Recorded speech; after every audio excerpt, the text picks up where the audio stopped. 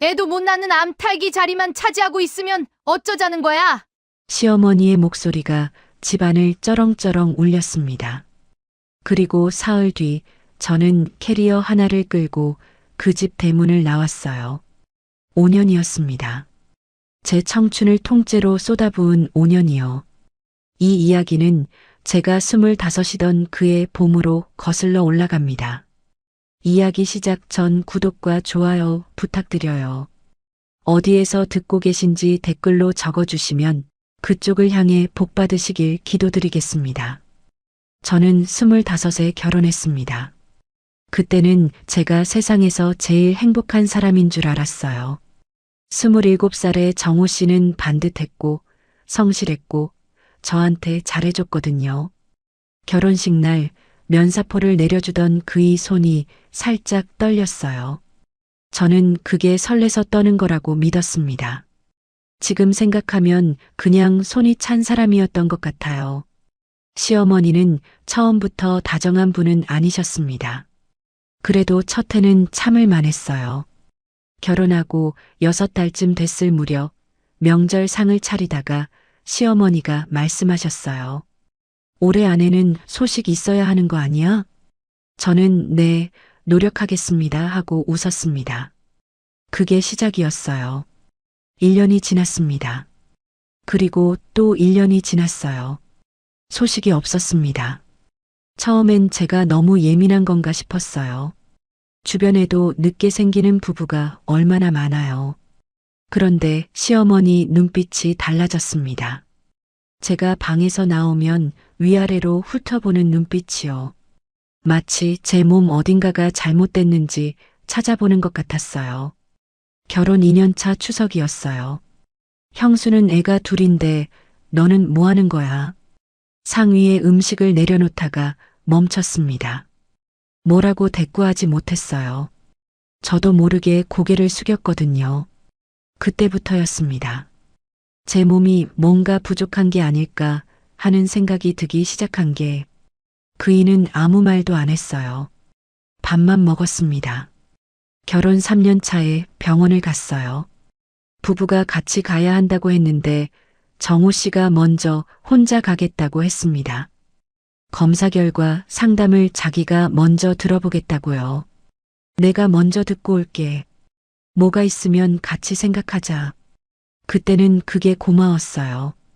내가 혼자 감당 못할까봐 먼저 들어두겠다는 거라고 생각했거든요.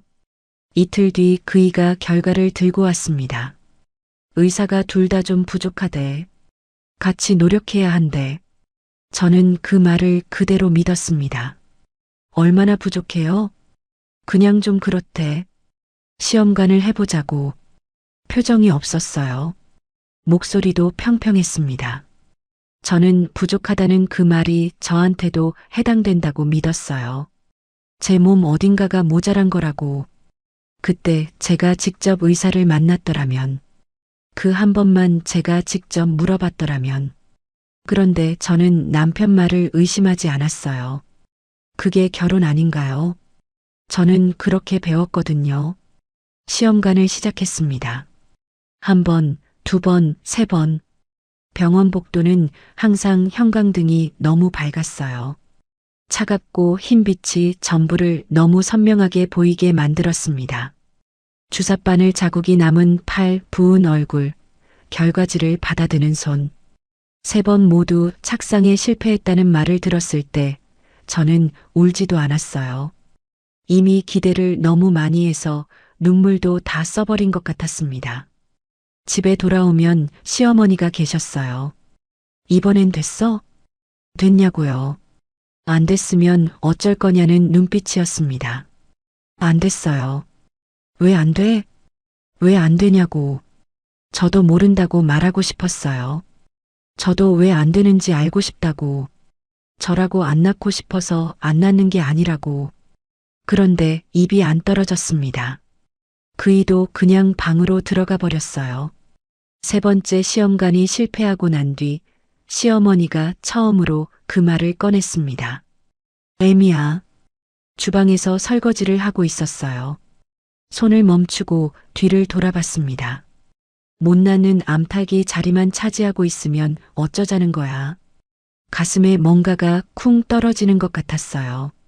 뜨겁지도 않고 차갑지도 않았어요. 그냥 묵직하게, 바닥에. 저는 뒤를 돌아 다시 설거지를 했습니다. 물이 손등을 타고 뚝뚝 떨어졌어요. 다리에 힘이 빠졌습니다. 그리고 저는 속으로 생각했어요. 내 몸이 문제인가 봐요. 정말로 그렇게 믿었습니다. 5년 동안 미경이는 제 대학 동기였습니다. 20살에 처음 만났을 때부터 눈에 띄는 애였어요.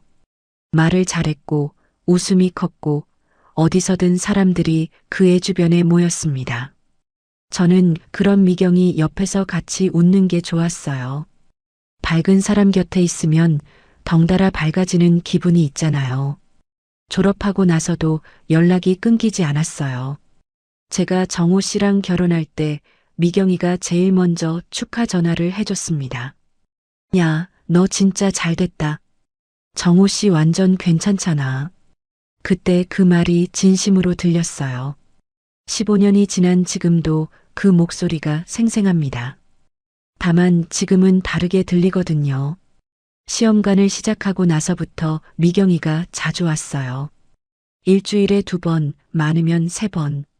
손에 뭔가를 항상 들고 왔습니다. 과일이 든 봉지, 삼계탕, 홍삼 세트. 현관에서 저를 보면 꼭 안아줬어요. 순영아, 괜찮아. 이번엔 될 거야. 따뜻했습니다. 그때는 정말 고마웠어요. 시어머니가 구박할수록 정호 씨가 말을 잃을수록 미경이의 방문이 저한테는 숨구멍 같았어요. 누군가 나를 진심으로 걱정해 준다는 것만으로도 버틸 수 있었거든요. 2번째 시험관이 실패하고 나서였어요. 미경이가 왔는데 정호 씨가 퇴근을 일찍 했습니다. 셋이 식탁에 앉아서 저녁을 먹었어요. 아무것도 이상하지 않았습니다. 정호 씨는 원래 말이 없는 편이었고 미경이는 원래 수다스러운 편이었으니까요. 그런데 식사하다가 화장실을 다녀오는데 거실에서 목소리가 들렸어요. 낮은 목소리였습니다. 둘 다요. 대화 내용은 들리지 않았어요. 그냥 낮고 가까운 목소리였어요. 제가 화장실 문을 여는 소리가 나자 대화가 뚝 끊겼습니다. 저는 식탁으로 돌아왔어요. 정호 씨는 핸드폰을 보고 있었고 미경이는 물을 마시고 있었습니다. 아무것도 이상하지 않았어요. 그런데 심장이 이상했습니다. 설명할 수 없는 서늘함이 명치 언저리를 훑고 지나갔어요. 뭔지 몰랐습니다. 그냥 차가웠어요. 저는 억지로 웃으면서 밥을 마저 먹었습니다. 3번째 시험관이 실패한 날 밤이었어요. 정호 씨가 일찍 잠들었습니다. 저는 잠이 오지 않았어요. 부엌에 물 마시러 나갔다가 소파 위에 정호 씨 핸드폰이 있는 걸 봤습니다. 집어들 생각이 없었어요. 그냥 옆에 놓으려고 손에 쥐었는데 화면이 켜졌습니다. 알림이 하나 와 있었어요. 발신자 이름은 미경이었습니다. 메시지가 미리 보기로 떠 있었어요. 딱 한 줄. 오빠, 나 오늘 많이 울었어. 오빠. 저는 그 글자를 한참 봤습니다. 심장이 내려앉는다는 게 이런 건가 싶었어요. 쿵 하고 떨어지는 게 아니라 천천히 가라앉는 거요. 뜨겁지도 차갑지도 않았습니다. 그냥 무거웠어요. 몸 전체가 서서히 돌덩이가 되는 것 같았어요. 손가락이 움직였습니다. 저는 메시지함을 열었어요. 보지 않았어야 했습니다. 2달이었어요. 메시지 기록이 2달치였습니다. 저는 그날 시험관 결과를 기다리며 병원 복도에 앉아 있었고 정호 씨는 미경이한테 문자를 보내고 있었어요. 전부 읽지 못했습니다. 중간에 손이 떨려서 핸드폰을 내려놨어요. 부엌 바닥에 주저앉았습니다. 울지 않았어요. 눈물이 나오지 않았거든요. 눈물이 나오려면 슬퍼야 하는데 슬프지 않았습니다. 뭔지 모를 감각이었어요. 텅 빈 것 같기도 하고 가득 찬 것 같기도 하고 한참 그렇게 앉아 있었어요. 그러다가 벌떡 일어났습니다. 다시 핸드폰을 집었어요. 스크린샷을 찍으려고요. 그런데 그때 정호 씨가 방문을 열었습니다. 왜 앉아? 눈이 마주쳤어요. 정호 씨 시선이 핸드폰으로 내려갔다가 다시 제 얼굴로 올라왔습니다. 0.5초였어요. 아주 짧은 시간. 그 0.5초 사이에 정호 씨 표정이 뭔가를 알아챘어요. 그리고 아무렇지 않은 척 했습니다. 물 마셨으면 자. 내일 몸 힘들어. 저는 핸드폰을 소파 위에 올려놨습니다. 아무 말도 못했어요. 그이는 방으로 들어갔습니다. 다음 날 아침 메시지가 전부 삭제돼 있었어요. 미경이한테 전화가 왔습니다. 그로부터 사흘 뒤였어요. 순영아, 나야. 잘 지내? 목소리가 똑같았어요. 밝고 따뜻하고 걱정스러운 척 부드러운 목소리. 저는 그 목소리를 들으면서 손에 힘을 줬습니다. 응, 잘 지내. 시험관 결과는 이번엔 됐어? 저는 잠깐 눈을 감았어요. 아직? 에이, 괜찮아. 다음번엔 꼭 될 거야. 내가 기도할게. 전화를 끊고 나서 한참 그 자리에 서 있었습니다. 기도를 한대요. 코끝이 찡했어요. 슬퍼서가 아니었습니다. 제가 그동안 얼마나 속았는지가 한꺼번에 눌러왔거든요. 위로인 척, 걱정인 척, 친구인 척. 그 모든 게 가면이었습니다. 저한테 와서 삼계탕을 들고 오면서 제 남편한테 문자를 보내고 있었어요. 그런데도 저는 증거를 잃어버렸습니다. 정호 씨는 이미 지워버렸고 저는 스크린샷 한 장을 찍지 못했어요. 손이 떨렸거든요. 딱 그 0.5초 동안 손이 떨렸습니다. 그게 제 인생에서 가장 비싼 0.5초였어요. 증거가 사라진 뒤로 저는 이상한 시간을 보냈습니다. 알고 있었어요. 분명히 알고 있었는데 증거가 없으니까 말을 꺼낼 수가 없었어요. 말을 꺼냈다가 정호 씨가 발뺌하면 저는 아무것도 아닌 사람이 되는 거거든요. 의심병 있는 여자, 남편 핸드폰이나 뒤지는 여자. 그래서 저는 아무것도 모르는 척 살았습니다. 밥을 차렸어요. 빨래를 했어요. 시어머니 생신상을 준비했어요. 정호 씨 출근길에 넥타이를 골라줬어요. 몸이 하는 일은 전부 다 했습니다. 그런데 마음이 이미 어딘가로 가버린 것 같았어요. 텅 빈 집에 제 몸만 남아서 살림을 하고 있는 것 같은 기분이요. 그렇게 2달이 흘렀습니다. 이혼 얘기가 나온 건 평범한 저녁이었어요. 밥을 먹고 나서 정호 씨가 수저를 내려놨습니다. 그리고 저를 봤어요. 오래 봤어요. 뭔가를 말할 준비를 하는 사람의 눈빛이었어요. 순영아. 심장이 조여들었습니다. 그 한마디만 들었는데요. 우리 그냥 헤어지자. 밥상이 그대로였어요. 반찬이 그대로 놓여 있었어요. 숟가락이 국그릇 안에 담긴 채였습니다. 세상이 멈춘 것 같았어요. 소리가 다 사라지고 그의 얼굴만 보였습니다. 왜요? 겨우 한마디 했습니다. 그냥 우리 잘 안 맞는 것 같아. 잘 안 맞는다고요. 5년이었는데요. 시험관을 3번이나 했는데요. 제가 그 형광등 복도를 몇 번이나 걸었는데요. 다른 사람 있어요? 정호 씨가 잠깐 멈췄습니다. 아니, 눈을 안 마주쳤어요. 저는 더 묻지 않았습니다. 그때 제가 더 물었어야 했는데, 소리를 지르든 울든 뭐든 했어야 했는데, 그런데 몸에서 힘이 다 빠져나가 버렸어요.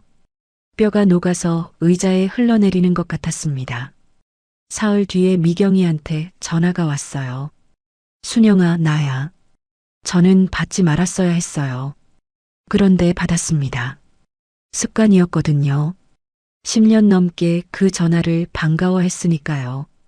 정호 씨한테 들었어. 미안해, 순영아. 어떡하냐? 목소리가 떨렸습니다. 우는 것 같기도 했어요. 저는 그 울음소리를 들으면서 손을 꼭 쥐었어요. 괜찮아. 순영아, 사실은 나 너한테 할 말이 있어. 가슴이 내려앉았습니다. 직감이라는 게 있잖아요. 머리보다 몸이 먼저 아는 것. 정호 씨 아이가 생겼어. 전화기 너머에서 미경이가 말했어요. 미경이한테. 저는 아무 말도 못했습니다. 순영아, 나 어쩔 수 없었어. 진짜야. 나도 이렇게 되고 싶지 않았어. 어쩔 수 없었다고요. 잠깐만. 저는 전화를 끊었습니다. 그리고 한참 동안 그 자리에 서 있었어요. 베란다 창문 밖으로 빗소리가 들렸습니다. 봄비였어요. 소리가 생각보다 컸어요. 나도 아버지가 되고 싶다던 사람이 있었는데, 같이 노력하자고 했던 사람이 있었는데, 눈물이 날 것 같았어요. 그런데 안 났습니다. 눈이 뜨겁기만 하고 눈물이 안 나왔어요. 너무 많이 써버려서 바닥이 난 것 같았습니다. 이혼 서류 이야기가 나왔을 때 시어머니가 저를 따로 부르셨어요. 작은 방이었습니다. 시어머니가 의자에 앉으시고 저는 서 있었어요. 순영아. 목소리가 낮았어요. 평소 구박하실 때의 날카로움이 아니었습니다. 더 무서운 목소리였어요. 차분한 목소리. 조용히 나가. 저는 아무 말도 안 했습니다. 소란 피우면 내 불임사실 동네방네 퍼뜨린다. 법적으로 싸워봤자 내가 못 낳는 게 사유야. 어디 가서 시도 못 받는 년이라고 소문나면 너만 손해야. 시도 못 받는 년. 가슴에 뭔가 단단한 게 박히는 것 같았어요. 이상하게도 눈물이 안 났습니다. 오히려 뭔가가 굳어지는 느낌이었어요. 차갑게요. 정호 씨가 나중에 왔습니다. 조용히 해주면 전세금은 빼줄게. 길게 끌면 서로 힘들어. 저는 정호 씨를 한참 봤습니다. 한 푼도 필요 없어요. 목소리가 생각보다 안 떨렸어요. 이 집에서 받은 돈으로 살고 싶지 않아요. 정호 씨 얼굴에 뭔가 스쳐갔습니다. 미안함인지 안도감인지 알 수 없었어요. 저는 더 보고 싶지 않아서 눈을 내렸습니다. 결국 전세금 2천만 원만 받았어요. 자존심으로 버텼지만 나중에 고시원 보증금을 내고 나서 손에 남은 게 없을 때 저는 그 자존심이 얼마나 비쌌는지 알았습니다. 이사 나오는 날 비가 왔어요. 캐리어 하나였습니다. 5년을 살았는데 제 것이 캐리어 하나였어요. 옷가지 몇 벌, 화장품, 엄마가 결혼 선물로 준 머그컵 하나. 그게 전부였습니다. 대문 앞에 서서 뒤를 한번 봤어요. 아무도 배웅을 안 나왔습니다. 빗속에 혼자 캐리어를 끌었어요. 바퀴 하나가 삐걱거렸습니다. 골목을 나올 때까지 소리가 났어요. 삐걱, 삐걱. 30살이었어요. 청춘이 거기 다 있었어요. 그날 밤 고시원 방에 들어갔습니다. 1평 반짜리 방이었어요. 창문이 없었습니다. 캐리어를 세워두면 발 뻗을 공간이 빠듯했어요. 형광등 불빛이 너무 밝아서 끄고 누웠어요. 어두운 천장을 봤습니다. 그때 처음으로 울었어요. 소리도 없이 눈물이 귀 쪽으로 흘러내렸습니다. 베개가 축축해졌어요. 그래도 계속 흘렀어요. 참을 수가 없었거든요. 몸이 더 이상 버티지 않겠다고 했습니다. 한참 울다가 눈을 감았어요. 내일 일자리를 구해야 한다고 생각했습니다. 그게 30살 제 첫 번째 밤이었어요. 고시원 생활이 시작됐습니다. 창문이 없는 방이었어요. 1평 반짜리. 누우면 발이 문에 닿을 것 같았습니다. 처음 일주일은 그냥 멍했어요. 아침에 눈을 뜨면 천장이 너무 가까웠습니다. 손을 뻗으면 닿을 것 같은 천장이요. 그 거리가 왜 그렇게 무서웠는지 모르겠어요. 일자리를 구했습니다. 식당 설거지였어요. 면접이랄 것도 없었어요. 사장님이 저를 위아래로 한번 보더니 내일부터 나와요 하셨습니다. 단칼이었어요. 그때는 그 단호함이 고마웠습니다. 뭔가를 물어보거나 따지지 않으니까요. 새벽 6시에 나가서 오후 2시까지 했어요. 점심 장사가 끝나면 설거지가 산더미 같았습니다. 손이 불었어요. 고무 장갑을 끼워도 손가락 마디가 갈라졌습니다. 자다가 이불에 손이 쓸릴 때마다 찌릿했어요. 그래도 일하는 동안은 생각을 안 할 수 있었어요. 그게 좋았습니다. 생각을 안 하는 시간이 생긴 게요. 도연 씨를 처음 만난 건 그해 겨울이었어요. 식당 보일러가 터졌습니다. 한겨울에요. 아침 장사를 준비하는데 부엌이 갑자기 냉골이 됐어요. 사장님이 수리 기사를 불렀습니다. 왔어요. 키가 컸어요. 어깨가 넓었고 점퍼가 낡았고 공구 가방이 무거워 보였습니다. 아무 말 없이 들어와서 보일러실로 바로 갔어요. 인사도 없이요. 저는 계속 설거지를 했습니다. 그이가 뭔가를 두드리는 소리가 들렸어요. 기, 탁탁. 한참 그 소리가 났습니다. 1시간쯤 지났을까요? 다 됐습니다. 사장님한테 하는 말이었어요. 저는 뒤를 돌아봤습니다. 눈이 마주쳤어요. 인사를 할까 하다가 그이가 먼저 시선을 돌렸습니다. 사장님과 뭔가를 얘기하고는 나갔어요. 그게 다였어요. 첫 만남이. 그런데 다음 날 또 왔어요. 보일러를 추가로 점검하러 왔다고 했습니다. 사장님이 어제 고쳤잖아요 하셨는데 그이가 한 번 더 봐야 할 것 같아서요 했어요. 무뚝뚝한 목소리였습니다. 그날도 보일러실에서 1시간을 있었어요. 나가면서 부엌 입구를 지나쳤는데 저랑 또 눈이 마주쳤습니다. 그이가 잠깐 멈췄어요. 손 많이 거칠어졌네요. 갑자기 그 말을 했어요. 제 손을 보면서요.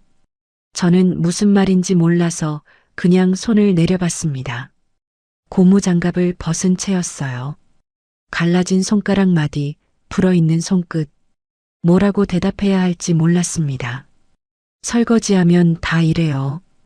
겨우 그렇게 말했어요. 그이는 고개를 한번 끄덕이더니 나갔습니다.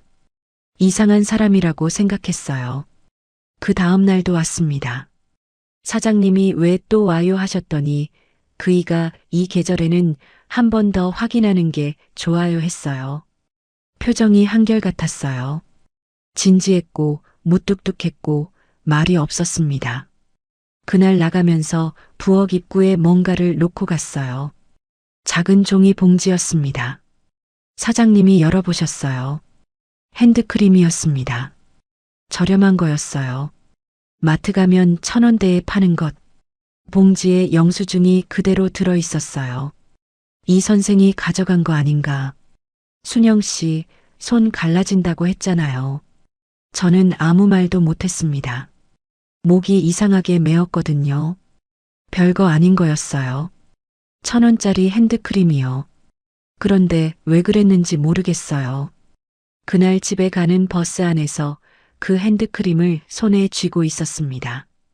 꼭 쥐었어요. 차창 밖으로 불빛이 흘러가는데 눈이 뜨거워졌습니다. 누군가 제 손을 봐줬어요. 그 간단한 사실이 그렇게 컸습니다. 그이가 자주 왔어요. 명분이 매번 있었습니다. 보일러 추가 점검, 배관 확인, 환기구 살핌. 사장님은 반기셨어요.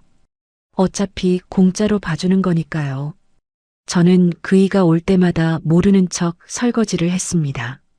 그런데 이상하게 그이가 오는 날은 일이 잘 됐어요. 똑같은 설거지였는데 덜 힘든 것 같았습니다. 형광등 빛도 덜 차가웠어요. 사장님이 어느 날 저한테 작게 말씀하셨어요. 저 사람 원래 저렇게 자주 오는 사람 아니야. 우리 보일러 멀쩡한 거 나도 알아. 저는 아무 말도 못했어요. 귀가 뜨거워졌습니다. 어느 늦은 오후였어요. 장사가 끝나고 혼자 뒷정리를 하고 있었습니다. 사장님은 은행에 가셨고요. 그이가 들어왔어요. 오늘은 공구 가방이 없었습니다. 밥 먹었어요? 저는 손을 멈췄습니다. 그이가 저를 보고 있었어요. 눈이 마주쳤습니다. 아니요. 아직이요. 같이 먹어요. 그게 다였어요. 설명도 없었고 뭔가를 꾸미지도 않았어요. 그냥 딱 그 한마디. 저는 앞치마를 벗었습니다. 국밥집이었어요. 2블록 떨어진 곳이요. 별거 아닌 식당이었는데 그날 국밥이 왜 그렇게 맛있었는지 모르겠어요. 따뜻했고 진했고 뚝배기에서 보글보글 소리가 났습니다. 그이는 밥을 빨리 먹었어요. 말도 별로 없었고요. 다 먹고 나서 잠깐 조용했습니다. 힘들죠? 그이가 말했어요. 물어보는 말이 아니었어요. 그냥 아는 말이었습니다. 저는 국밥 그릇을 봤어요. 뭐라고 해야 할지 몰랐거든요. 저도 한동안 그랬어요. 밥 먹는 게 귀찮아지는 때가 있어요. 그냥 때워도 되는 것 같고. 그이가 말을 이었습니다. 근데 밥은 먹어야 해요. 제대로. 저는 그 말을 들으면서 이상하게 목이 막혔습니다. 당신은 왜 그랬냐고 물어보고 싶었어요. 그런데 묻지 않았습니다. 저도 말하고 싶지 않은 것들이 있었으니까요. 서로 그걸 아는 것 같았어요. 말 안 해도 되는 자리. 나중에 알았습니다. 그이도 이혼한 사람이었어요. 전처가 아이를 낳기 싫다며 나갔다고 했습니다. 그이는 아이를 원했는데요. 그 다음 날부터 그이가 매일 왔어요. 점심 장사가 끝날 시간에 맞춰서요. 뭘 고치러 오는 게 아니었습니다. 그냥 왔어요. 사장님도 아시고 저도 알고 그이도 알았어요. 그래도 아무도 말하지 않았습니다. 어느 날 제가 먼저 말했어요. 매일 오면 불편하지 않아요? 그이가 저를 봤습니다. 잠깐 생각하는 것 같았어요. 말로 하는 건 잘 못해요. 그이가 말했습니다. 그래서 매일 오는 걸로 대신할게요. 저는 그 말을 듣고 고개를 내렸어요. 가슴이 두근거렸습니다. 이 나이에, 이 상황에, 이 차갑고 지친 마음에 아직 이런 게 남아 있었구나. 도연 씨와 결혼한 건 제가 32살 되던 해봄이었습니다. 식당 마당에서 했어요. 사장님이 꽃을 조금 사다 놓으셨고 도연 씨 친구 2명이 왔고 제 쪽에서는 엄마 혼자 오셨어요. 화려한 건 하나도 없었습니다. 그런데 이상하게 떨렸어요. 처음 결혼할 때는 안 떨렸는데 이번엔 손이 떨렸습니다. 도연 씨가 제 손을 잡았어요. 꼭요. 떨려요? 네. 나도요. 그이가 그렇게 말했어요. 표정은 여전히 무뚝뚝했는데 귀가 빨갰습니다. 62년 가까이 된 낡은 건물 처마 아래서 그이 귀가 빨간 걸 봤어요. 저도 모르게 웃었습니다. 나중에 사진을 보니까 제가 그날 웃고 있었어요. 꾸민 웃음이 아니었어요. 그냥 웃어버린 얼굴이었습니다. 신혼이라고 할 것도 없었어요. 작은 빌라였습니다. 도연 씨가 일하러 나가면 저는 장을 보고 밥을 하고 식당 일도 계속했어요. 달라진 게 별로 없는 것 같은데 달라진 게 전부였습니다. 아침에 눈을 뜨면 옆에 사람이 있었어요. 그게 그렇게 다른 거였습니다. 고시원에서 1년을 혼자 눈을 떴으니까요. 어두운 천장 대신 창문이 있었고 창문으로 빛이 들어왔습니다. 도연 씨는 먼저 일어나서 커피를 끓여놨어요. 말없이요. 제가 일어나면 컵이 식탁에 있었습니다. 처음엔 그게 어색했어요. 왜 이렇게 해주는 거지? 뭔가 바라는 게 있어서 그러는 건 아닐까? 그 의심이 자동으로 올라왔거든요. 5년간 길들여진 몸이 그랬습니다. 그런데 시간이 지나도 그이는 그냥 그랬어요. 비가 오면 우산을 챙겨줬어요. 제가 늦게 들어오면 밥을 덮어놨습니다.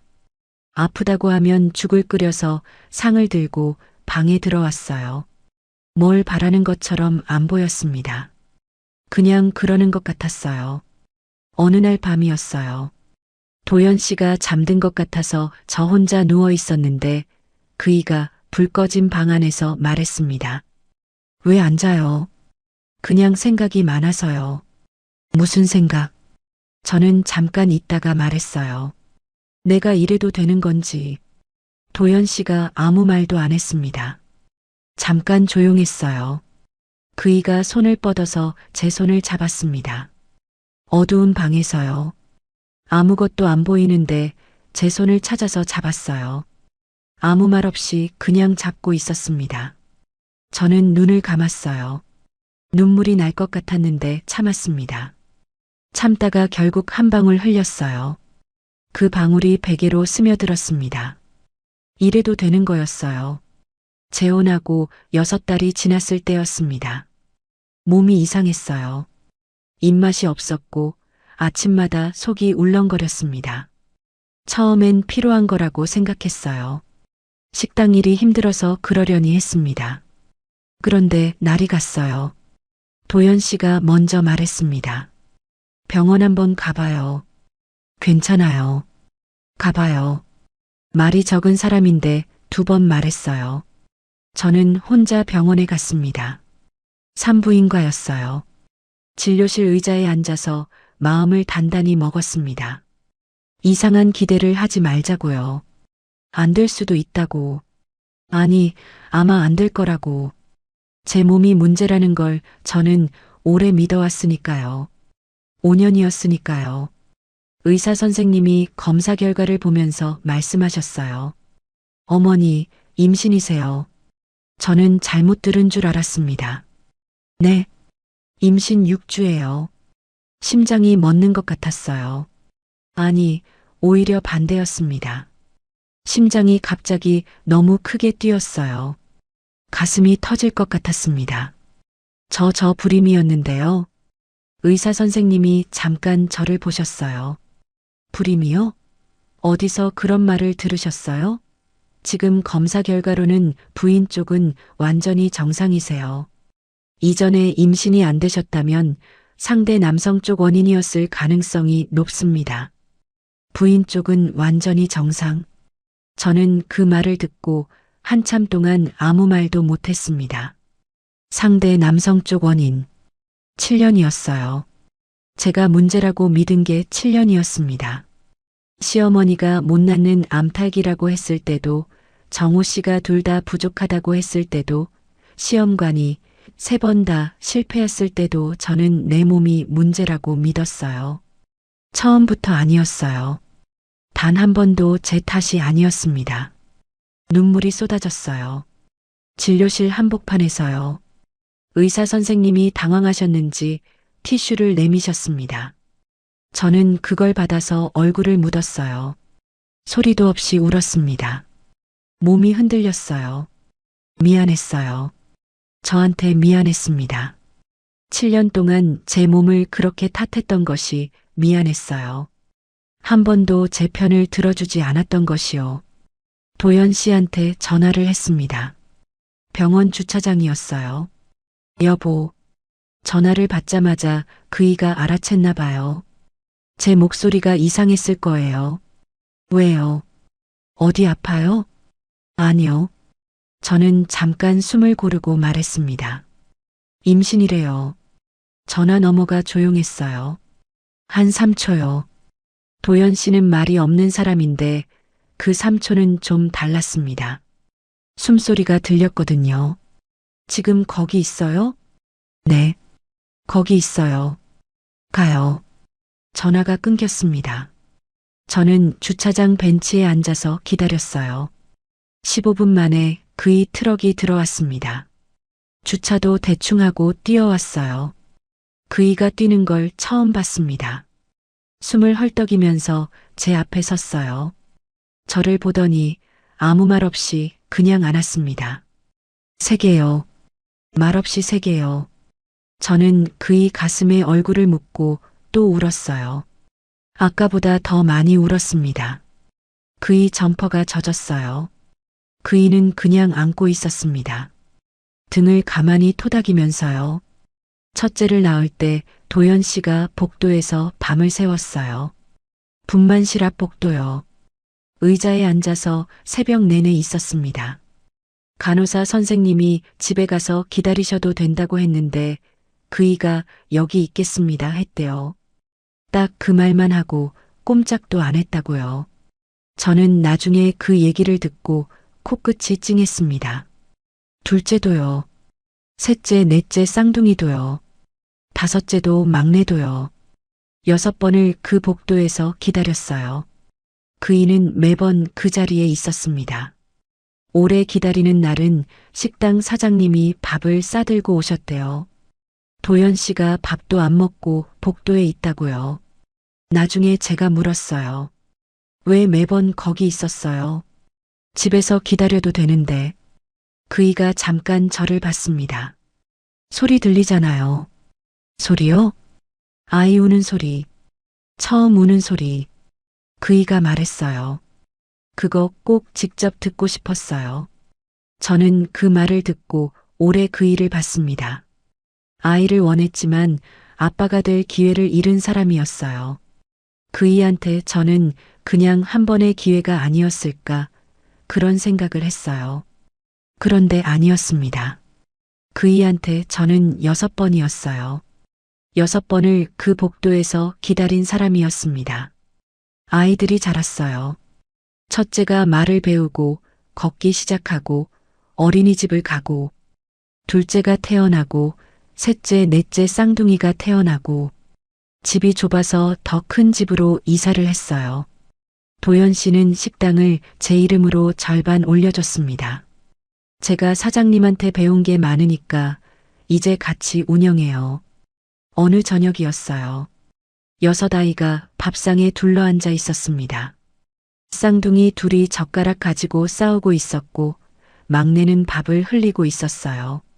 첫째가 엄마 국 더 줘하고 둘째는 반찬이 별로라고 입을 삐죽거리고 있었습니다. 시끄러웠어요. 엄청 시끄러웠습니다. 도연 씨가 말없이 막내 입가를 닦아줬어요. 그리고 제 밥그릇에 조용히 고등어살을 발라서 올려줬습니다. 저는 그의 옆모습을 봤어요. 온몸이 따뜻해졌습니다. 이 사람이랑 살고 있구나. 이 사람이랑 이 식탁에 앉아 있구나. 이 시끄러운 저녁이 내 것이구나. 15년 전에 고시원 천장을 보면서 내일 일자리를 구해야 한다고 생각했던 그 밤이 있었는데 그 밤이 있어서 지금 이 저녁이 있는 거겠지요. 제가 직접 본 건 아니에요. 나중에 알게 된 이야기입니다. 동네에서 오래 사신 분이 계셨거든요. 도연 씨 식당 단골 손님이셨는데 어느 날 밥을 드시다가 우연히 말씀이 나왔어요. 제 이전 생활을 아시는 분은 아니었습니다. 그냥 그쪽 동네 소식을 아시는 분이었어요. 그분 말씀을 들으면서 저는 밥을 먹다가 수저를 내려놨습니다. 아, 그렇게 됐구나. 담담하게 들었어요. 놀랍지도 않았고 통쾌하지도 않았습니다. 그냥 세상이 결국엔 제자리를 찾아가는구나. 그런 생각이 들었어요. 그 이야기를 지금 여러분께 전해드릴게요. 정호 씨와 미경이는 제가 이혼하고 1년 뒤에 결혼했습니다. 미경이가 임신했다고 했는데 아이는 끝내 태어나지 않았어요. 나중에 알고 보니 임신 자체가 거짓이었거나 있었다 해도 다른 사람 아이였다는 말이 있었습니다. 어느 쪽이든 결혼 후에 아이가 생기지 않는 건 마찬가지였어요. 1년이 지났습니다. 시어머니가 처음에는 참으셨대요. 새 며느리니까요. 그래도 2년이 넘어가자 달라지셨다고 했습니다. 애미야, 3년이 지났는데 왜 소식이 없어? 미경이가 그 말을 처음 들었을 때 어땠을까요? 저는 그 말을 압니다. 그 목소리를 압니다. 그 눈빛이 어땠는지도 알아요. 그 말이 사람 몸 어디에 박히는지도요. 미경이는 병원을 다녔습니다. 결과는 정상이었어요. 미경이 쪽은 아무 문제가 없었거든요. 그런데도 시어머니는 미경이를 구박하셨습니다. 또 못나는 년을 데려온 거야? 그 말이 나왔대요. 제가 들었던 그 말이 그대로요. 들었을 때 등골이 서늘했습니다. 다른 사람 이야기인데도요. 시어머니는 아드님한테 문제가 있다는 걸 상상도 못 하셨던 거예요. 여자가 문제라는 게 그분한테는 당연한 공식이었으니까요. 첫 번째 며느리가 문제였고 두 번째 며느리도 문제였어요. 그 공식 어디에도 아드님 이름은 없었습니다. 미경이가 시험관을 시작했어요. 여러 번이었다고 들었습니다. 그리고 의사가 정밀 검사를 권유했대요. 이번엔 정호 씨 차례였습니다. 정밀 검사 결과가 나왔어요. 무정자증이었습니다. 정자가 완전히 없었어요. 결혼 당시 심했던 감정자증이 시간이 지나면서 완전히 악화된 거였습니다. 의사가 말했대요. 남편분 정자가 완전히 없습니다. 이전에 감정자증이셨다면 악화된 것으로 보입니다. 시험관도 불가합니다. 정호 씨가 그 자리에서 얼굴이 하얘졌다고 했어요. 그러면서 이런 말이 나왔다고 합니다. 그럼 순영이는 저요. 저는 그 부분을 들었을 때 아무 말도 못했어요. 15년이 지나서 나온 그 말. 그럼 순영이는 그 말 안에 뭐가 들어있는지 알았습니다. 늦게 깨달은 것들이 다 들어있었어요. 시어머니가 진실을 아신 날 집이 뒤집혔다고 했습니다. 그럼 순영이는 내가 쫓아낸 게 그의 잘못이 아니었단 말이야? 그분이 그렇게 말씀하셨다고 해요. 못나는 암탈기라고 했던 분이요. 시도 못 받는 년이라고 했던 분이요. 조용히 나가라고 협박하셨던 분이요. 그 말들이 전부 아드님한테 돌아갔습니다. 씨를 못 준 건 아드님이었어요. 처음부터요. 미경이가 알게 된 날은 더 심했다고 들었습니다. 아이도 못 만들면서 순영이한테 한 짓이 뭐야? 나한테까지 거짓말한 거잖아. 미경이가 그렇게 했대요. 정호 씨가 말했다고 합니다. 나도 몰랐어. 몰랐으면 왜 검사 결과를 순영이한테 거짓말했어? 왜 내 탓이라고 했냐고. 그 말을 저한테 전해준 분도 어디서 어떻게 흘러들어온 말인지는 몰랐어요. 동네라는 게 그런 곳이니까요. 결국엔 다 돌아서 어딘가로 흘러갑니다. 저는 그 이야기를 들으면서 창밖을 봤어요. 시원하지 않았습니다. 이상하게도요. 그냥 오래되고 무거운 것이 어딘가로 내려가는 느낌이었어요. 분노도 아니고 통쾌함도 아니고 그냥 가라앉는 것. 오랫동안 들고 있었던 돌을 바닥에 내려놓는 것. 그 다음은 짧습니다. 미경이가 이혼 소송을 냈어요. 재산 절반을 가져갔습니다. 정호 씨는 그 즈음에 하던 사업도 잘 안 됐다고 했어요. 투자를 잘못했는지 경기가 안 좋은 건지 어느 쪽이든 결과는 같았습니다. 47세의 정호 씨는 원룸에 혼자 살고 있었어요. 아이도 아내도 돈도 없었습니다. 한때 저한테 조용히 나가라고 했던 집이 있었고 저한테 전세금 2천만 원을 쥐어줬던 사람이었는데요. 저는 그 이야기를 다 듣고 나서 부엌으로 갔어요. 설거지가 남아 있었거든요. 물을 틀었습니다. 따뜻한 물이 손을 적셨어요. 고무 장갑 없이도 갈라지지 않는 손이었습니다. 도연 씨가 매일 밤 핸드크림을 발라줬거든요. 자기 전에요. 말없이요. 저는 설거지를 하면서 생각했어요. 세상은 결국 돌아가는구나. 빠를 때도 있고 느릴 때도 있지만 결국엔 돌아가는구나. 그리고 그 생각이 끝나자마자 다른 생각이 왔습니다. 나는 지금 어디에 있나? 따뜻한 물이 손에 흐르고 부엌 창밖으로 도연 씨 트럭이 들어오는 소리가 들리고 방 안에서 아이들이 떠드는 소리가 들리는 여자리에 여기 있었습니다. 토요일 오전이었습니다. 장을 보러 갔어요. 대형마트였습니다. 아이들이 다 따라오겠다고 해서 6이 다 왔어요. 도연 씨도 같이요. 카트가 2대였습니다. 첫째가 카트 하나를 밀었어요. 13살이라고 자기가 하겠다고 했습니다. 쌍둥이 둘이 그 카트에 올라타서 발을 올리고 타겠다고 싸웠어요. 첫째가 야 무겁잖아라고 하고 쌍둥이들은 괜찮아 괜찮아 하면서 안 내렸습니다. 막내는 도연 씨 어깨 위에 올라가 있었어요. 둘째 딸이 과자 코너에서 눈을 떼지 못했고요. 저는 그 뒤를 걸으면서 생각했어요. 이게 내 가족이구나. 이소란이 내 일상이구나. 아체 코너에서 시금치를 고르고 있었습니다. 옆에서 쌍둥이가 당근을 들고 칼싸움을 하려고 해서 제가 낚아챘어요. 야, 그거 먹는 거야. 엄마 무섭다. 쌍둥이 하나가 말했습니다. 저는 웃었어요. 정육 코너를 지나서 냉동식품 쪽으로 가던 참이었습니다. 도연 씨가 막내를 내려놓고 카트를 밀고 앞서갔어요.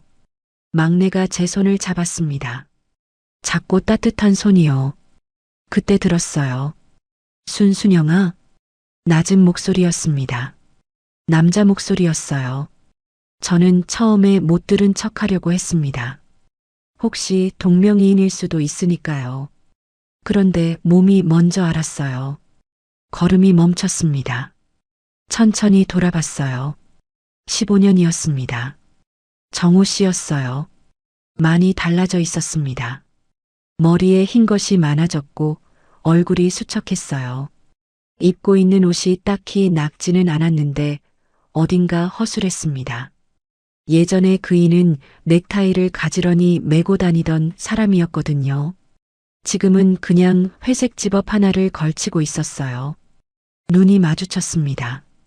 정호 씨 시선이 저를 봤다가 제 손을 잡은 막내를 봤습니다. 그리고 카트를 밀고 있는 첫째를 봤어요. 쌍둥이를 봤습니다. 둘째를 봤어요. 도연 씨 등 뒤에서 걷고 있는 다섯째를 봤습니다. 하나, 둘, 셋, 넷, 다섯, 여섯. 정호 씨가 천천히 세는 게 보였어요. 그의 얼굴에서 색이 빠졌습니다. 마트 형광등 아래서 그이가 하얘지는 게 보였어요. 입이 벌어졌다가 다물어졌다가 했습니다. 다리가 풀리는 것 같았어요. 카트 옆에 있던 진열대 모서리를 손으로 잡았습니다. 막내가 제 손을 더 꽉 쥐었어요. 엄마, 저 아저씨 누구야? 저는 막내 손을 한 번 더 꼭 쥐었습니다. 아는 사람이야. 정호 씨가 제 쪽으로 왔습니다. 한 발 한 발이었어요. 다리가 제대로 안 움직이는 것 같았습니다. 순영아. 가까이서 보니까 더 달라져 있었어요. 눈 아래가 패여 있었고 눈빛이 오래 잠을 못 잔 사람 같았습니다. 저는 그 일을 보면서 분노가 올라오는지 찾아봤어요. 오래된 슬픔이 올라오는지도요. 없었습니다. 그냥 낯선 사람 같았어요. 15년 전에 제 인생에 있었던 사람. 미안하다. 정호 씨가 말했어요. 목소리가 갈라져 있었습니다. 불임이 나였어. 나중에 알았어. 내가 무정자증이었어. 저는 아무 말도 안 했습니다. 5년 동안 내 탓이라고 했는데 내가 잘못했어. 그때 검사 결과를 내가 거짓말을 했어. 순영아. 마트 안이 시끄러웠습니다. 카트 바퀴 소리, 아이들 떠드는 소리, 안내방송. 그 소음 한가운데 정호 씨가 서 있었어요. 목소리가 떨렸습니다. 저는 잠깐 그 일을 봤어요. 알면서 왜 저한테 그랬어요. 제 목소리가 생각보다 차분했습니다. 5년 동안 제 탓이라고 했잖아요. 시험관을 3번 했을 때도요. 이혼할 때도요. 저한테 조용히 나가라고 할 때도요. 정호 씨가 고개를 숙였습니다. 그때는 나도 확실히 몰랐어. 그냥 모친이 무서웠어. 내 탓이라고 하면 다 끝나는 것 같아서. 모친이 무서웠다고요. 저는 그 말을 듣고 잠깐 눈을 내렸습니다. 비겁했던 거예요. 나쁜 사람이라기보다는 그냥 비겁했던 거예요. 그게 저한테는 더 오래 상처였습니다. 악인한테 당한 게 아니라 비겁한 사람한테 당한 게요. 다시 기회를 줄 수 있어? 한 번만. 저는 그 일을 받습니다. 박정호 씨. 처음으로 그 이름을 성과 함께 불렀어요. 지금 제 남편이 저기 있어요. 그때 도연 씨가 카트를 끌고 돌아왔습니다. 막내가 또 과자를 들고 왔다고 하면서요. 여보, 막내가 또 과자 들고 왔어. 도연 씨가 말했어요. 저를 보면서요. 표정은 언제나처럼 무뚝뚝했습니다. 그런데 눈이 저를 보고 있었어요. 이 상황을 읽고 있었어요. 그이는 원래 말이 없어도 아는 사람이거든요. 아이들이 달려왔습니다. 아빠, 이거 사줘. 아빠, 나도. 아빠, 쌍둥이가 또 나 밀었어. 아빠, 아빠, 아빠. 6 목소리가 한꺼번에 도연 씨한테 몰렸어요. 도연 씨가 막내 손을 잡고 쌍둥이 머리를 동시에 툭툭 두드렸습니다. 과자를 들고 온 막내한테 이건 안 되라고 했어요. 막내가 입을 삐죽거렸고 도연 씨는 끄떡도 안 했습니다. 저는 그 장면을 보면서 말했어요. 저는 지금이 제 인생에서 제일 행복합니다. 정호 씨한테 한 말이었습니다. 자랑하려고 한 말이 아니었어요. 복수하려고 한 말도 아니었습니다. 그냥 사실이었어요. 그 순간 제가 느낀 것의 사실. 핸드폰이 울렸습니다. 도연 씨가 카트를 밀며 앞으로 갔고 아이들이 그 뒤를 따랐어요. 저도 걸음을 뗐습니다. 핸드폰을 꺼냈어요. 미경이었습니다. 번호가 떠 있었어요. 15년 만에 보는 번호였습니다. 받았어요. 순영아, 나야. 나 좀 도와줘. 나 지금 너무 힘들어. 나 어떡해. 목소리가 울고 있었습니다. 예전에 위로하는 척하던 그 목소리랑 달랐어요. 이번엔 진짜 울고 있었어요. 저는 잠깐 걸음을 멈췄습니다. 미경이가 힘들다는 걸 알았어요. 사실이겠지요. 15년이 그이한테도 쉽지 않았을 거예요. 그런데 저는 그이를 도울 수 있는 사람이 아니었습니다. 미경아. 저는 말했어요.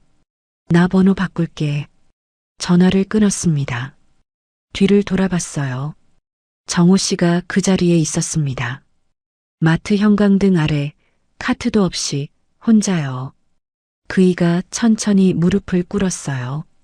마트 바닥에요. 사람들이 옆으로 지나가는데 그이가 무릎을 꿇고 고개를 숙였습니다. 어깨가 떨렸어요. 저는 봤습니다. 그리고 돌아섰어요. 도연 씨가 기다리고 있었습니다. 아이들이 떠들고 있었어요. 막내가 제 손을 잡으려고 손을 내밀었습니다. 저는 막내 손을 잡았어요. 걸어갔습니다. 뒤를 돌아보지 않았어요. 한 번도요. 마트 주차장으로 나왔을 때 바람이 불었습니다. 봄바람이었어요. 따뜻했습니다. 15년 전 그 봄 저는 빗속에서 캐리어 하나를 끌었어요. 바퀴가 삐걱거렸고 배웅하는 사람이 아무도 없었고 앞에 뭐가 있는지 아무것도 몰랐습니다. 지금은 카트가 2대였어요. 도연 씨가 하나를 밀고 첫째가 하나를 밀었습니다. 쌍둥이가 카트에 올라타고 막내가 제 손을 잡고 둘째가 방금 사준 과자 봉지를 안고 걸었어요. 5째가 노래를 흥얼거렸습니다. 도연 씨가 제 옆으로 왔어요. 아무 말 없이 걷다가 카트 손잡이에서 손을 옮겨 제 손을 잡았습니다. 사람들이 다 보는 주차장에서요. 무뚝뚝한 사람이 그랬어요. 저는 그의 손을 맞잡았습니다. 봄바람이 또 불었어요. 재회가 있고 나서 사흘 뒤였습니다. 점심 장사가 끝난 시간이었어요. 직원이 먼저 퇴근하고 저 혼자 뒷정리를 하고 있었습니다. 식탁을 닦고 의자를 올리고 바닥을 쓸고 있었어요. 그때 유리문 밖으로 사람이 보였습니다. 서 있었어요. 오래. 저는 처음엔 자리를 잘못 찾아오신 분인가 싶었어요. 점심 영업이 끝났으니까요. 그런데 유리 너머로 얼굴이 보였습니다. 걸음이 멈췄어요. 시어머니였습니다. 75세가 되셨어요. 많이 작아지셨습니다. 기억 속에 그분은 부엌 문틀을 꽉 채울 만큼 컸는데 유리 너머에 서 계신 분은 그냥 작은 노인이었어요. 머리가 더 휘어졌고 등이 약간 굽어 있었습니다. 손을 앞에 모으고 계셨어요. 저는 잠깐 그 자리에 섰습니다. 나가지 말까 하는 생각이 잠깐 들었어요. 영업 끝났다고 문을 안 열어도 됩니다. 못 본 척 뒷문으로 나가도 됩니다. 그런데 발이 문 쪽으로 갔습니다. 왜인지는 모르겠어요. 그냥 갔어요. 문을 열었습니다. 어머님, 식당 안으로 들어오셨습니다. 저는 의자 2개를 내려서 테이블 앞에 놓았어요. 그분이 앉으셨고 저도 앉았습니다. 아무것도 내오지 않았어요. 그럴 자리가 아닌 것 같았습니다. 잠깐 침묵이 있었어요. 시어머니가 테이블 위에 놓인 2 손을 보고 계셨습니다. 손이 많이 거칠어져 있었어요. 나이가 드셨으니까요. 순영아. 목소리가 낮았습니다. 예전에 그 목소리가 아니었어요. 날이 없었습니다. 그냥 낮고 오래된 목소리였어요. 내가 잘못했다. 저는 아무 말도 안 했습니다. 우리 정우가 검사 결과를 알면서 내 탓으로 돌렸다는 걸 이제야 알았어. 내가 그걸 몰랐으니까, 그러니까 내가 너한테. 목소리가 끊겼습니다. 못 낳는 암탉이라고 했어. 시도 못 받는 년이라고 했어. 조용히 나가라고 협박을 했어. 시어머니가 스스로 그 말들을 다시 꺼냈어요. 제가 꺼내지 않았는데요. 다 내 잘못이야. 순영아, 내가 잘못했다. 그분이 일어나려고 하셨어요. 무릎을 꿇으려고요. 저는 손을 내밀었습니다. 어머님, 일어나세요. 그분이 멈추셨어요. 저를 보셨습니다. 눈이 붉어져 있었어요. 저는 그분을 봤습니다. 분노가 올라오나 찾아봤어요. 오래된 슬픔이 올라오나도요. 15년 전에 그 말들을 들었을 때의 그 감각이 돌아오나도요. 오지 않았습니다. 이상한 일이에요.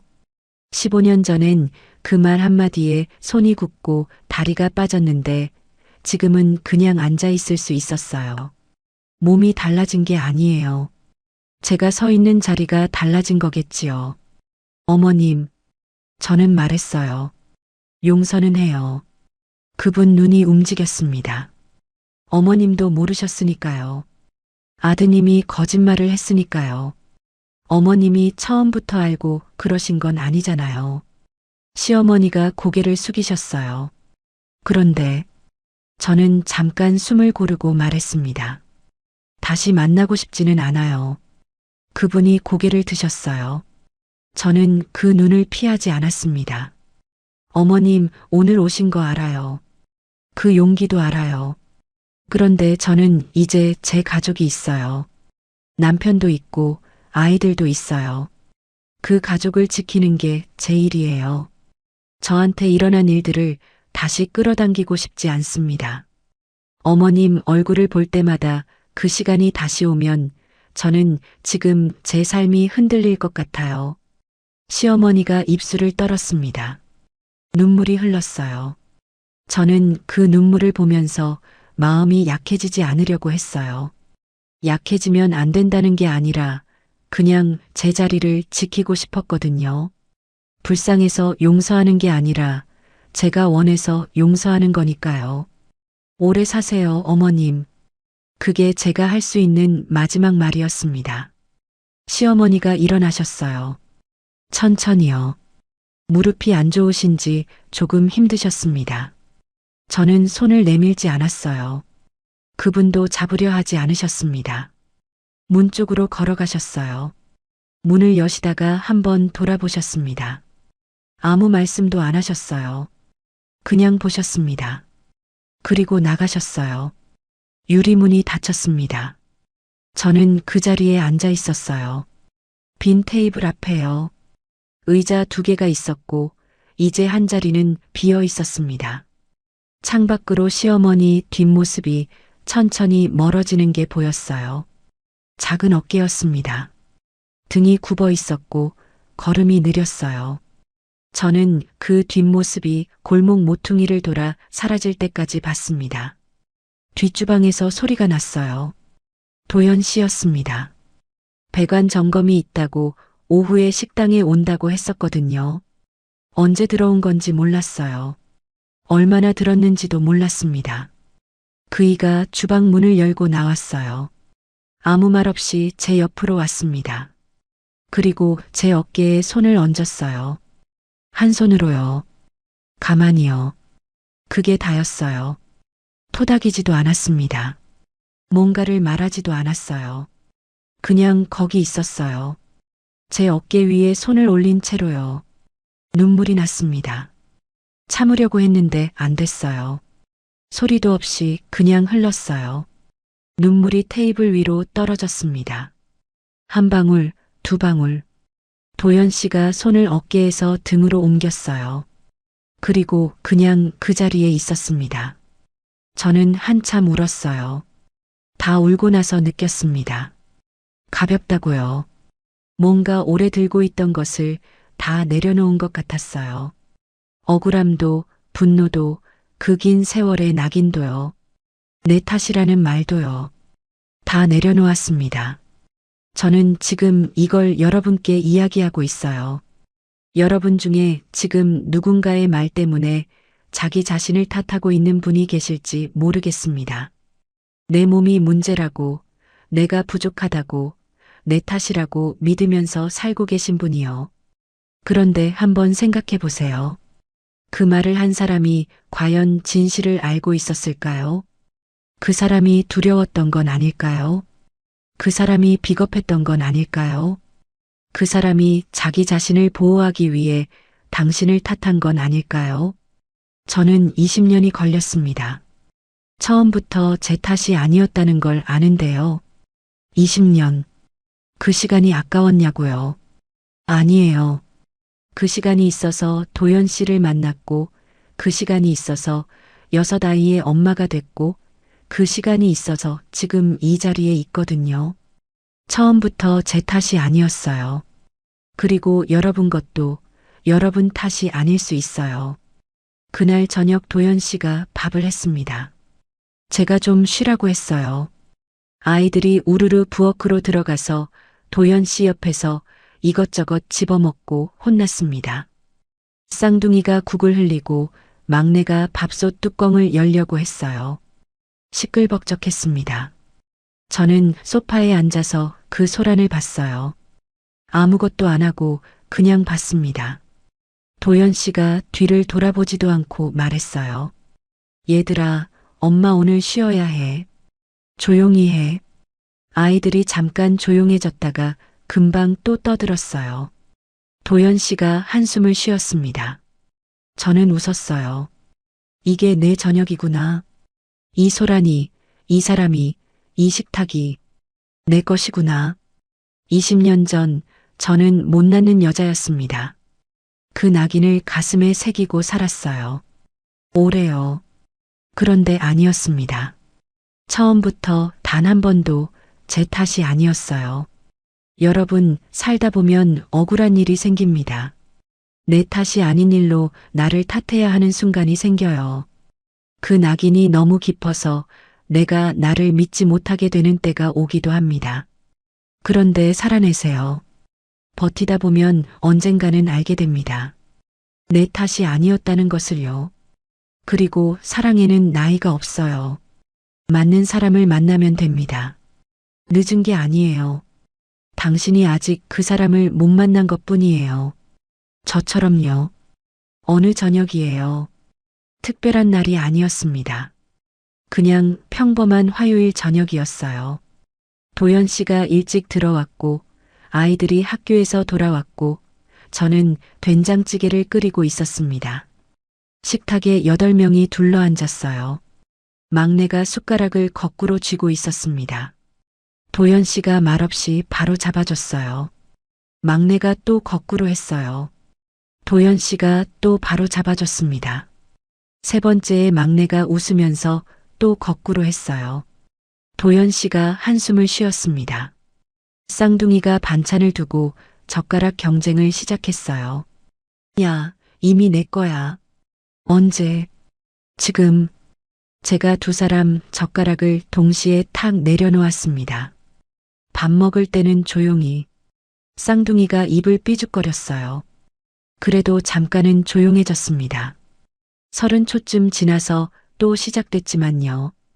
첫째가 된장찌개를 한 숟가락 먹더니 말했어요. 엄마, 오늘도 맛있어요.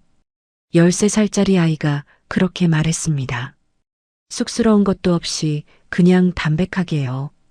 코끝이 찡했어요. 도연 씨가 아무 말 없이 제 밥그릇에 뭔가를 올려놨습니다. 된장찌개 속 두부였어요. 제가 좋아하는 거거든요. 그이가 젓가락으로 건져서 제 그릇에 올려놓고 다시 자기 밥을 먹었습니다. 쳐다보지도 않았어요. 저는 그 두부를 봤습니다. 그리고 먹었어요. 따뜻했습니다. 밥을 다 먹고 나서 도연 씨가 막내를 안고 소파로 갔어요. 막내가 금방 잠들었습니다. 도연 씨 가슴에 얼굴을 묻고요.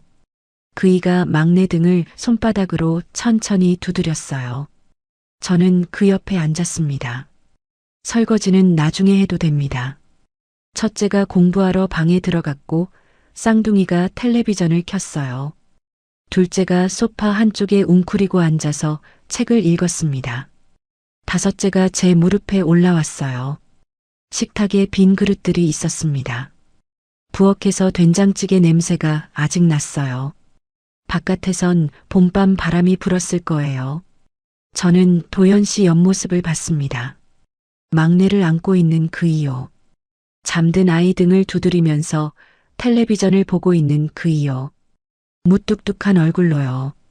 귀가 약간 빨간 채로요. 20년 전에 저는 못 낳는 여자였어요. 그 말을 믿었습니다. 오래요. 그런데 아니었어요. 처음부터 아니었고 지금 여기 6명의 아이가 그 증거입니다. 사랑에는 나이가 없다고들 해요. 저는 거기에 한마디 더 붙이고 싶어요. 맞는 사람을 만나면 됩니다. 늦은 게 아니에요. 지금까지 맞는 사람을 못 만난 것뿐이에요. 그리고 내 탓이 아닌 일로 자기 자신을 탓하지 마세요. 그 시간이 너무 아깝습니다. 저처럼 20년씩 걸리지 않아도 돼요. 여러분은 조금 더 빨리 알아채세요. 그리고 부디 행복하세요. 저는 지금 행복합니다.